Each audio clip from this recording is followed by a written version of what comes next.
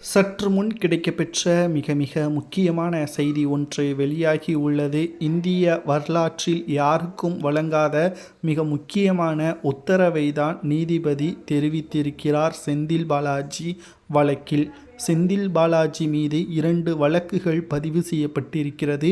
அதில் முதலாவது வழக்கு கடந்த அதிமுகவின் ஆட்சியில் போக்குவரத்து துறை அமைச்சராக செயல்பட்ட பொழுது 100க்கு மேற்பட்டவர்களிடம் பண மோசடி செய்து அந்த பணத்தை சட்டவிரோதமாக பண பரிவர்த்தனை வழக்கில்தான் தற்பொழுது நீதிமன்ற வழக்கு நடைபெற்று கொண்டிருக்கிறது.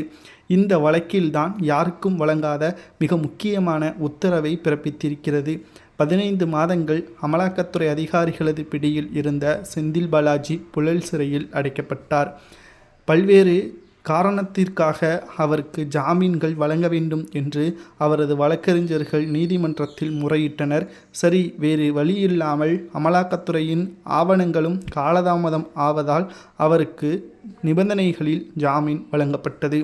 ஆனால் அந்த ஜாமீனை நாங்கள் எதற்காக வழங்கினோம் என்பது எங்களுக்கு நிச்சயமாக அப்பொழுது தெரியாது. அவர் அமைச்சராக பொறுப்பேற்பார் என்பது எங்களுக்கு தெரியாது. அமைச்சராக பொறுப்பேற்றவுடன் நாங்கள் செய்த மிகப்பெரிய தவறு அவருக்கு ஜாமீன் வழங்கியதுதான் என்று நீதிபதியே மன்னிப்பு கேட்கும் வகையில் அமைந்துவிட்டது. செந்தில் பாலாஜி அவர்கள் அமைச்சர் பதவியை ராஜினாமா செய்ய வேண்டும் என்றும் உத்தரவை பிறப்பித்தது. சொன்னபடியே அமைச்சரும் செந்தில் பாலாஜி ராஜினாமா செய்தார்.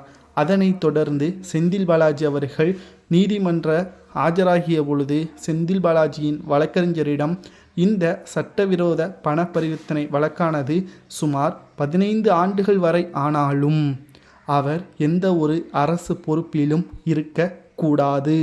குற்றவாளி கூண்டில் இருக்கக்கூடிய செந்தில் பாலாஜி அவர் எப்போ வேண்டுமானாலும் அரசு பொறுப்பை ஸ்டாலினால் கொடுக்க முடியும். ஆனால் இந்த வழக்கு முடியும் வரை அவர் எந்த ஒரு அரசு பொறுப்பில் வகிக்கக்கூடாது என்று நீதிமன்றம் அதிரடியான உத்தரவை பிறப்பித்தது. இந்த வழக்கானது இன்னும் ஓரிரு மாதங்களில் முடியுமா என்று கேட்டால் நிச்சயமாக கிடையாது. அதேபோல் 2026 சட்டமன்ற தேர்தலில் ஒருவேளை திமுக வெற்றியடைந்தால் அப்போதாவது செந்தில் பாலாஜி அமைச்சராக பொறுப்பேற்பாரா? அவர் அப்போது எம்எல்ஏவாக பொறுப்பேற்பதே மிக கடினம் என்ற தகவலும் இப்பொழுது கிடைக்கப்பெற்றுள்ளது.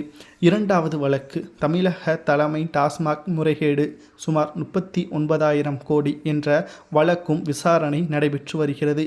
இந்த வழக்கு விசாரணை நீதிமன்றத்திற்கு வரும் பட்சத்தில் செந்தில் பாலாஜியின் ஒட்டுமொத்த சொத்துக்கள் மட்டுமல்ல, திமுகவின் பிற அமைச்சர்களும் நிச்சயமாக கூண்டில் ஏறுவார்கள். இவர்களுக்கு என்ன தண்டனை வழங்கலாம்?